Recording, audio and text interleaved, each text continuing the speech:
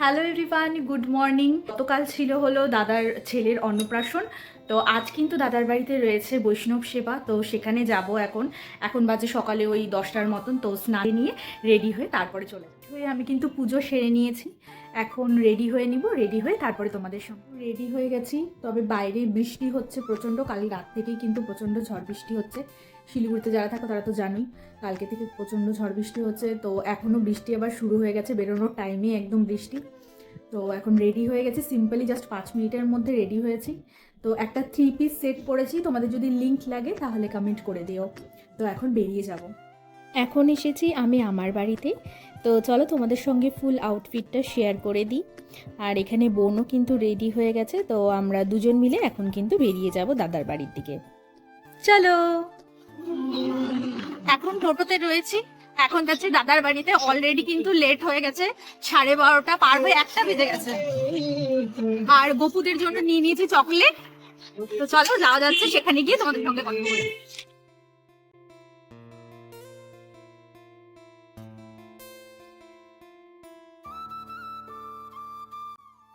তো আমরা কিন্তু পৌঁছে গেছি দাদার এখানে। তো গিয়ে দেখি যে ভেতরে কি চলছে। তো ভেতরে এসে দেখি যে এখানে অলরেডি কিন্তু গোপসোনাদের খুব সুন্দর করে সাজিয়ে বসিয়ে দেওয়া হয়েছে। বাদবাকি সমস্ত কাজ কিন্তু চলছে, ভোগের রান্নাও সেখানে হচ্ছে। আর এই দিকে কিন্তু এখনো ফল বানানো হয়নি। তো আমি আর আমার বান্ধবী দুজনে মিলে কিন্তু এখন সেই কাজগুলো করে নেব। আচ্ছা, বলছি কি শোনো, এই যে বড় মালাটা আছে না, এটাতে কি করব? এটা দুটো করব, গান চালাতে এটা দুটো করব। দেখুন একটা দুটো করলেই হবে, দুটো ছোট ছোট মালা করতে হবে আসনে দেওয়ার জন্য, আর একটা বাথরুম। তো আমি কিন্তু এখানে গোপসোনাদের জন্য মালা বানিয়ে নিচ্ছিলাম।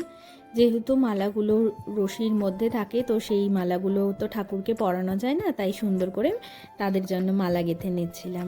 আর এই দিকে আমার বান্ধবী প্রদীপ রেডি করে নিচ্ছিল আর চন্দন বাজছিল। তো দেখো, আমার কিন্তু গোপুদের জন্য মালা বানানো কমপ্লিট হয়ে গেছে। তো এগুলো এখন রেখে দিয়ে আমি কিন্তু এখন ঠাকুরের জন্য ফল বানিয়ে নেব।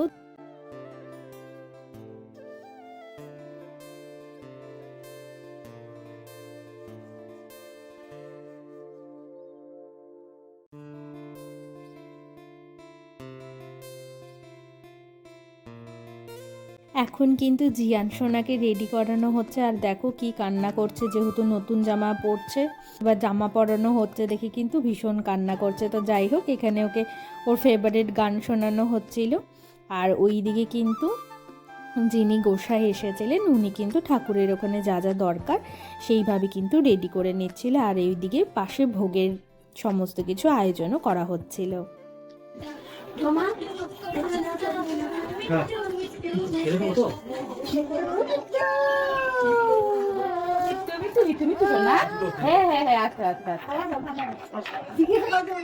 তো জিয়ান কিন্তু এখানে ওর ফেভারিট গান শুনতে শুনতে খুব সুন্দর করে রেডি হয়ে গেছে। দেখো, সাদা রঙের ধুতি আর পাঞ্জাবি পরে কি কিউট লাগছে।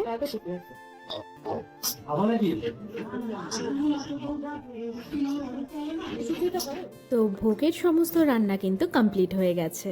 এখন কিন্তু সব ভোগগুলো ঠাকুরের কাছে নিবেদন করা হবে। চুপ করে বসে আছে।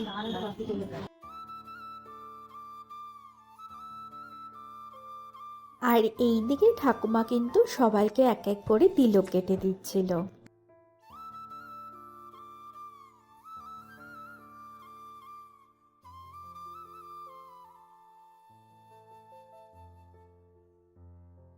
ঠাম্মা কিন্তু খুব সুন্দর করে তিলক কেটে দিয়েছে। এই দেখো আমাদের দুজনকে কি সুন্দর লাগছে না, কিউট কিউট।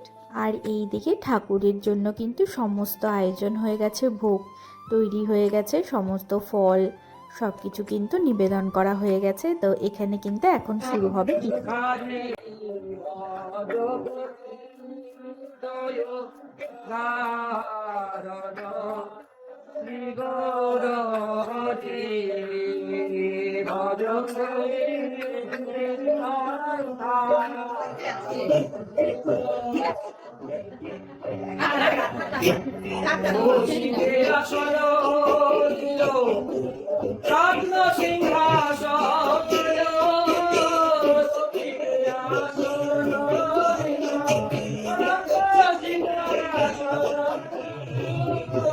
সুহাসিত জলে প্রভু বিবাদিত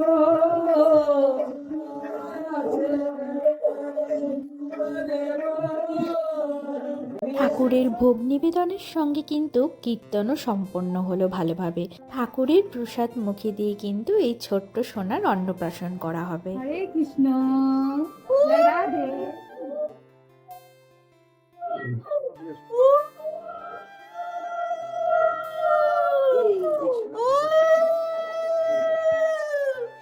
এই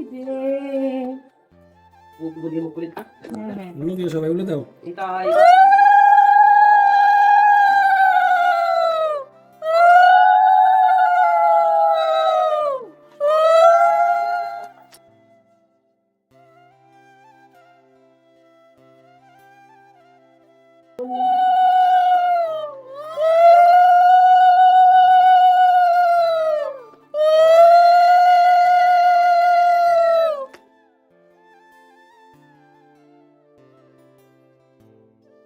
এটা পুষ্পন্ন নেবে ও তো জাল টাল দিস না আবার বাচ্চা তো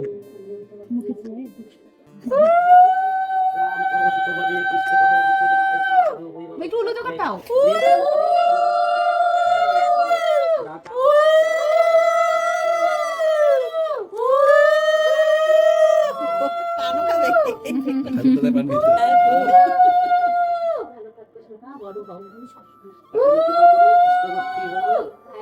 বাবার কথা মুখ উজ্জ্বল করো মনে আশা ভগবানকে বলো না তাহলে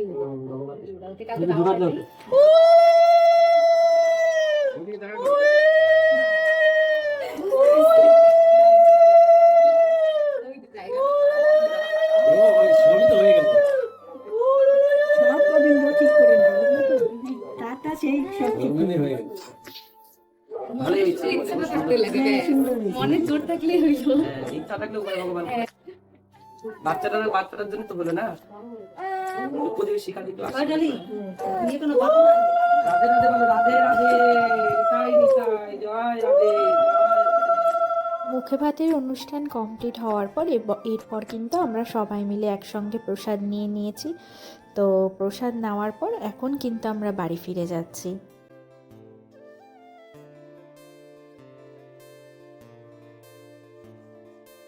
পৌঁছে গেছি। তো আজকের ব্লগটা কিন্তু এই পর্যন্তই। আমার ব্লগগুলো তোমাদের কেমন লাগে অবশ্যই কমেন্টে জানিও।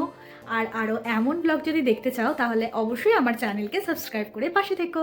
চলো দেখা হচ্ছে আবারও একটি নতুন ব্লগে। ততক্ষণ পর্যন্ত সবাই খুব ভালো থেকো, সুস্থ থেকো। চলো বাই।